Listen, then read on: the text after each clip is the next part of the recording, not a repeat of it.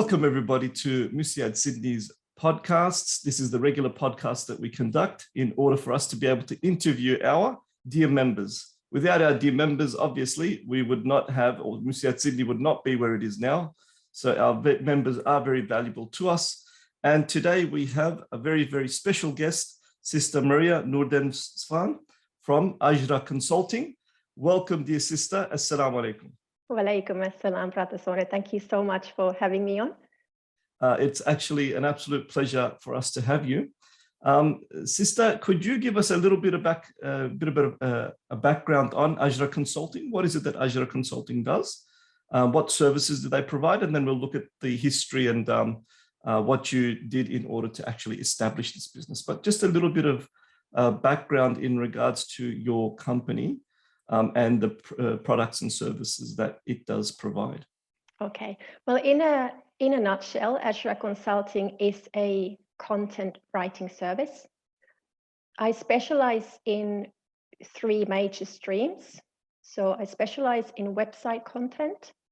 So it's to do with the actual pages on a company's website, the text, the messaging and so forth. And then also whether it's on the website or a company's own website or somewhere else, also blog posts and articles. And then the third biggest stream of services is ebooks. But when I talk about ebooks, I'm not talking about being an author or ghostwriting a book for somebody. It's more to do with, let's say, 5 to 10 to 15 pages of more or less promotional material, but not really promotional material in the traditional sense, more in terms of useful and educational content that businesses can put forward to establish themselves as experts in their area and to provide something of value to their customers and their potential customers. Okay, so in essence, what you do is, correct me if I'm wrong, is sort of provide branding for an organization, but using content in order to do so. So you would be doing professional write-ups or professional content for an organization so that they can present themselves in a more professional manner. Is that correct? Yes, in a more professional manner, but also in a more useful way. So you cut out all the irrelevance and try and find what's more relevant. Well, definitely relevance comes to the heart of it. So because I specialize in web content, and I'm sure that a lot of us know that these days there's so much traffic on the web. Yes. And, you know, if we try to find information, if we're trying to find services or products, we often get a lot of results on the web that really don't match what we were looking for. So the purpose of my service is to help businesses write content that really matches with what they offer, but also matches what their customers, what their ideal customers are looking for. Maybe. So, yes. So it's like no fluff in the sense that it has to be meaningful. It has to be useful content, and it has to be relevant. Yes, it has to be relevant to what the person was looking for. Wow. So that would require a lot of analysis to be done on your end, looking into the organization that you're providing the service for, to be able to get rid of all that fluff and to be able to provide that relevant content. Yes. It would. What it takes from me is a lot of research into competitors, see what the competitors are saying. Also, a lot of research into keywords, the types of words and sentences that people are likely to use when they are looking for a particular type of service or product.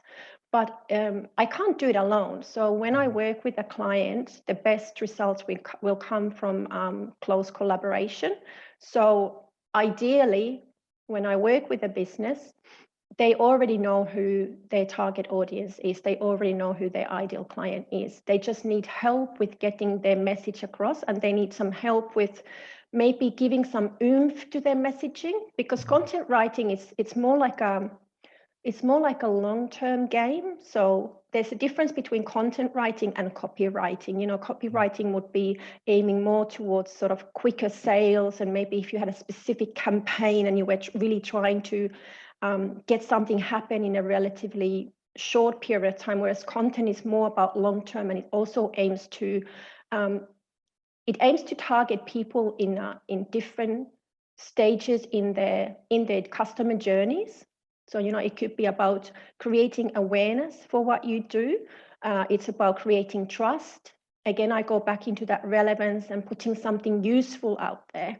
And then eventually the idea is that with the good quality content that you put out there, the potential customers will eventually become your customers because of what you gave them in the past. You talked about creating content that establishes a long-term viability for the organization. What happens when, especially in this day and age, when there's a lot of change that's required and adaptation that's required, where companies have to change what they're doing in order to suit the different times and circumstances?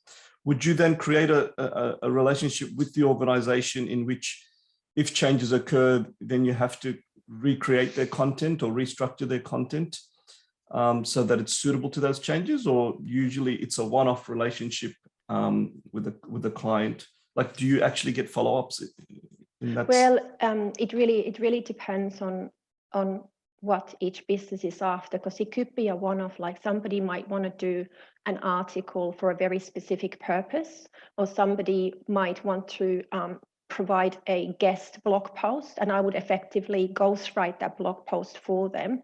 But of course, if another business wanted to have something on ongoing basis, like regular blog posts, for example, or articles, whether they be published on their website or on another platform. But with content in general, like website content, you can't just put content up and then leave it. So it depends on like what's happening with the business. It depends on what's happening on the market and what's happening with the customers.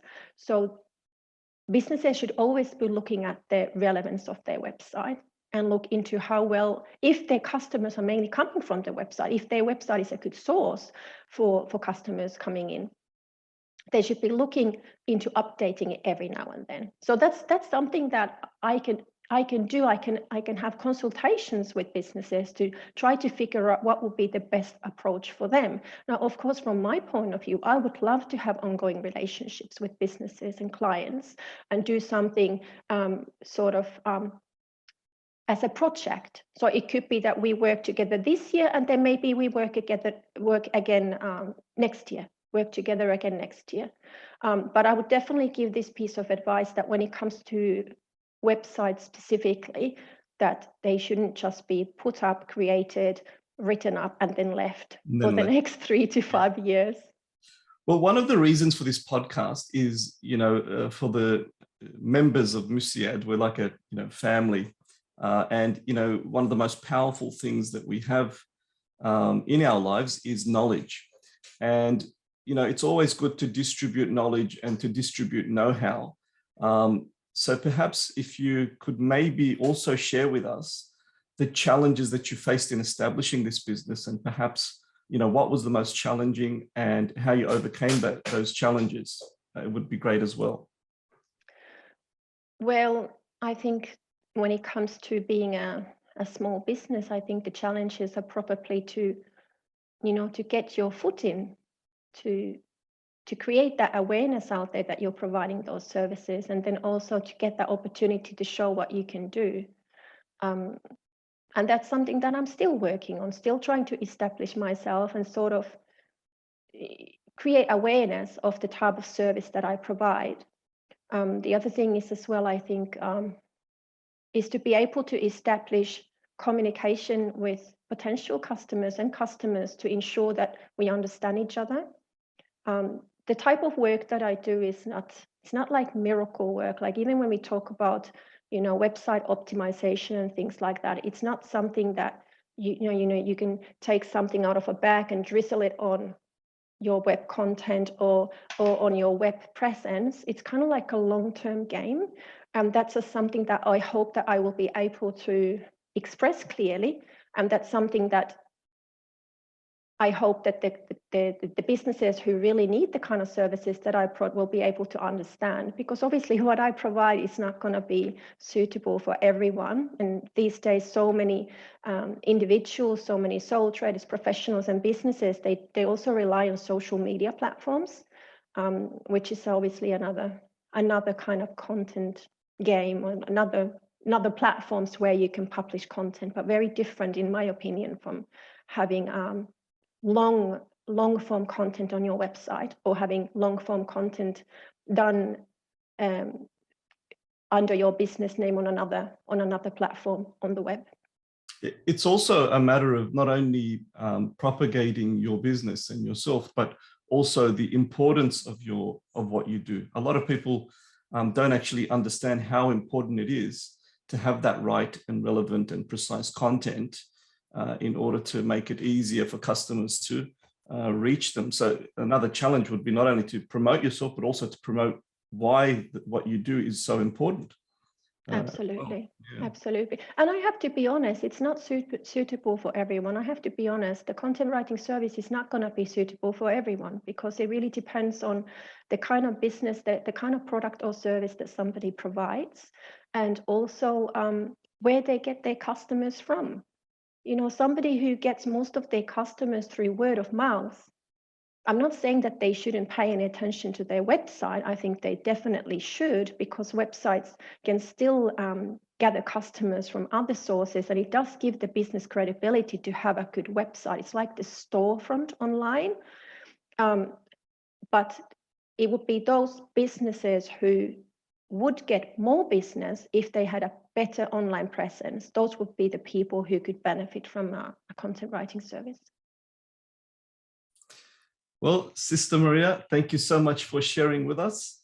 God willing, your endeavor will be prosperous and your business will grow, and you will be able to benefit not only your own business and grow your own business, but considering what you do, also be able to provide the opportunity for your customers to also grow and prosper with what you do. We thank you so much for joining our MUSIAD Sydney podcast, and we hope to stay in touch and see, some updates, especially through the MUSIAD Sydney WhatsApp chat on your progress, God willing. Thank you so much for joining us, sister. Thank you very much, brother. Thank you. Assalamu alaikum. Wa alaikum assalam.